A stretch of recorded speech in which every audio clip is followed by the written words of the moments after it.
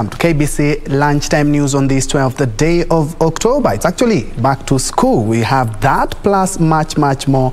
My name is Bentroy Joan. Remember, you can be part of this conversation via all our social media spaces. Well, we begin the corridors of justice, where the International Court of Justice will this afternoon rule on a bitter maritime dispute between Kenya and Somalia at the Indian Ocean.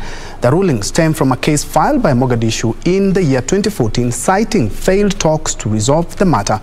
A full bench of 15 judges, led by U.S. Judge Joan Donoghue, will deliver the verdict at the Peace Palace at The Hague at 1300 GMT.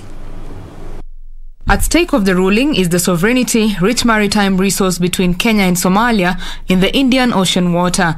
Kenya last week hit at the ICJ, terming the court biased, and made it clear that it will not recognize the court's binding jurisdiction and that it was not ready to cede any part of its territory.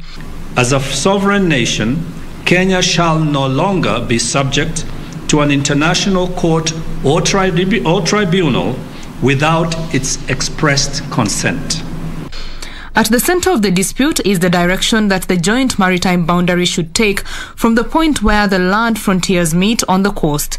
Somalia maintains the boundary should follow the orientation of its land border and thus head out in a line towards the southeast, but Kenya stand that the boundary runs in a straight line east. Kenya has exercised sovereignty over the area since 1979, when it proclaimed the limits of its exclusive economic zone, a maritime territory extending up to 200 nautical miles offshore, where a state has the right to exploit resources.